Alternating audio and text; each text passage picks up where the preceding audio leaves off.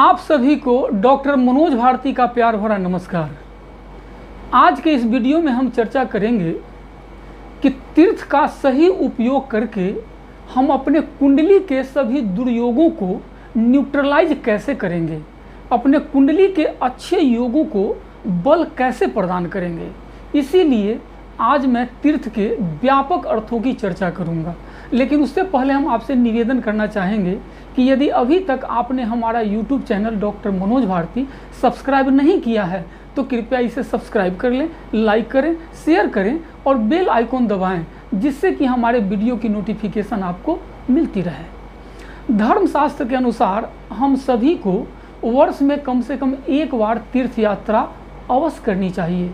तीर्थ यात्रा करने से हमारे कुंडली के जो दुर्योग होते हैं, बुरे योग होते हैं, वे न्यूट्रलाइज होने लग जाते हैं, उनकी मारक क्षमता कम होने लग जाती है और कुंडली में जो अच्छे योग होते हैं उसको बल प्राप्त होता है, जिससे वे अधिक शुभकारी सिद्ध होने लग जाते हैं।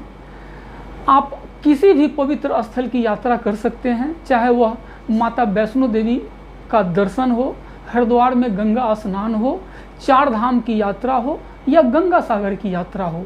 लेकिन तीर्थ यात्रा के कुछ पवित्र नियम हैं, जैसे जिस समय हम यात्रा के लिए प्रस्थान करते हैं उसी समय से हमें अपने आराध्य के ध्यान में खो जाना चाहिए। मन ही मन अपने इष्ट मंत्र का या जिस देवी देवता के धाम पे हम जा रहे हैं उनके मंत्र का जप करते रहना चाहिए। यात्रा चाहे हम बस से कर रहे हों, ट्रेन से कर रहे हों, अपनी गाड़ी से कर रहे हों, और यात्रा के दौरान हमारी भावना पवित्र और पॉजिटिव होनी चाहिए। हमें पंच विकारों काम, क्रोध, लोभ, मोह, अहंकार पे यथासंभव कमांड रखनी चाहिए। दृष्टि दोष से बचना चाहिए और समय का एक एक क्षण अपने आराध्य के ध्यान में या जिस आराध्य के जिस देवी देवता के धाम पे हमने दर्शन करना प्रारंभ किया है उनके ध्यान में बिताना चाहिए। इससे अनेकानेक लाभ जातक को जीवन में प्राप्त होते हैं।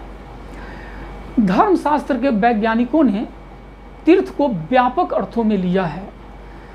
धर्मशास्त्र के वैज्ञानिकों के अनुसार बहुत सारे पुनीत कर्म हैं जिनको तीर्थ के श्रेणी में रखा गया है, जैसे माता पिता, गुरु और ज्ञानी जनों का सम्मान करना, उनको उचित सहयोग देना तीर्थ है।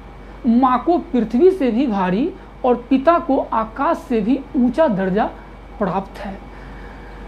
वृक्षारोपण करना भी तीर्थ की श्रेणी में रखा गया है।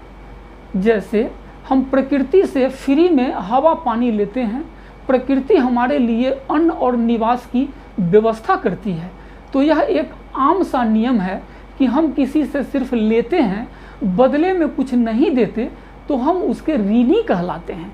उसी प्रकार प्रकृति से हर चीज़ फ्री में लेने के बाद प्रकृति के निमित्त अगर कुछ हम दिव्य कार्य नहीं करते, पुनीत कार्य नहीं करते, तो कुंडली में जो दुर्योग होता है वह हम पे हावी हो जाता है, उसकी मारक क्षमता बढ़ जाती है। इसीलिए वृक्षारोपण करना पुनीत कार्य माना गया। उसी प्रकार धर्म के कार्य में जो लोग लगे हैं उनकी सहायता करना भी महातीर्थ कहा गया है। इसीलिए सत्यनिष्ठ धर्मनिष्ठ लोगों के धर्म के कार्य में सहभागी बनना चाहिए। आपकी सहायता से वे धर्म की स्थापना कर पाते हैं। इस पुनीत कर्म का लाभ आपको इस जन्म में और जन्म जन्मांतर तक आपको और आपके पीढ़ी दर पीढ़ी को मिलता रहता है। धर्मशास्त्र के वैज्ञानिकों के अनुसार दान तीर्थ है, क्षमा तीर्थ है, सत्य तीर्थ है, इंद्रिय संयम तीर्थ है, स्वयं पर अनुशासन लगाना तीर्थ है, किसी अच्छे चीज का संकल्प कर उसका पालन करना तीर्थ है, परोपकार तीर्थ है, ईश्वरीय कार्य में संलग्न होना तीर्थ है, दृष्टिवाणी पवित्र रखना तीर्थ है, किसी के लिए अच्छा कार्य करना, बेसहारे को सहारा देना तीर्थ है, चित्त को निर्मल कर लेना तीर्थ है। हमारे जीवन में सुख और दुख का आना हमारे शुभ और अशुभ कर्मों का परिणाम होता है। जाने अनजाने में हमसे जो गलत कर्म होता है वही हमारे जीवन में रोग, बेबसी, दुख, कष्ट बनकर आता है। और जो हम अच्छा कर्म करते हैं उसी कर्म के परिणाम स्वरूप हमारे जीवन में सुख आता है। एक धनाढ़ व्यक्ति अपने जीवन की कमाई का 1% भी अपने ऊपर खर्च नहीं कर पाता है और एक दिन उसको इस संसार को छोड़ के विदा होना पड़ता है। अपने पुण्य और पाप से कमाया गया सारा धन वह यहीं छोड़कर चला जाता है। अगर आप अपने कमाई का सारा अंश लेकर जाना चाहते हैं तो उसका कुछ % पेड़ पौधे लगाने में खर्च करें, निसहाय की सहायता में करें, आध्यात्मिक वृक्ष लगाने वाले लोगों की मदद करने में खर्च करें। इससे पीढ़ी दर पीढ़ी को पुण्य लाभ मिलेगा और आपको भी जन्म जन्मांतर इसका सुफल मिलता रहेगा, क्योंकि इन सभी कर्मों का फल एक तीर्थ के समान होता है, ऐसा धर्मशास्त्र के वैज्ञानिकों का कहना है। अब मैं अपने वाणी को यहीं विराम देता हूँ।